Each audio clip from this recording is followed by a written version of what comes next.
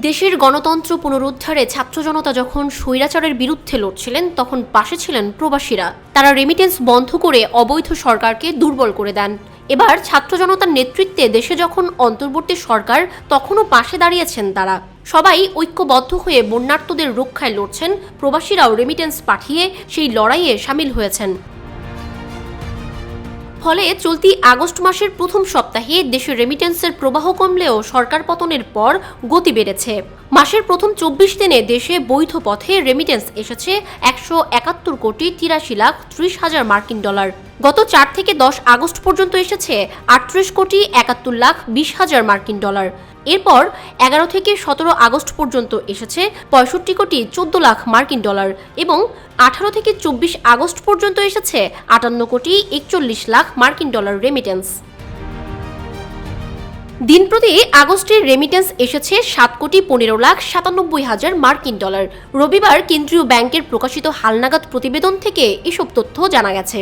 কেন্দ্রীয় ব্যাংকের তথ্য পর্যালোচনা করে দেখা গেছে, চলতি আগস্ট মাসের 24 আগস্ট পর্যন্ত দেশে যে পরিমাণ রেমিটেন্স এসেছে এর মধ্যে রাষ্ট্রায়ত্ত ব্যাংকগুলোর মাধ্যমে 27 কোটি 69 লাখ ডলার, বিশেষায়িত একটি ব্যাংকের মাধ্যমে 6 কোটি 4 লাখ 10 হাজার মার্কিন ডলার, বেসরকারি ব্যাংকগুলোর মাধ্যমে এসেছে 137 কোটি 77 লাখ 90 হাজার ডলার এবং বিদেশি ব্যাংকগুলোর মাধ্যমে এসেছে 32 লাখ 30 হাজার মার্কিন ডলার রেমিটেন্স।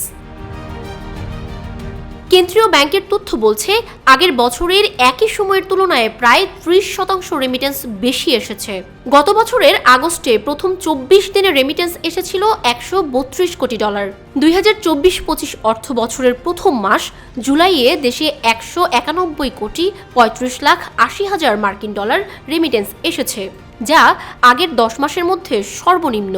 এর আগে 2023 সালের সেপ্টেম্বরে রেমিটেন্স এসেছিল 133 কোটি ডলার।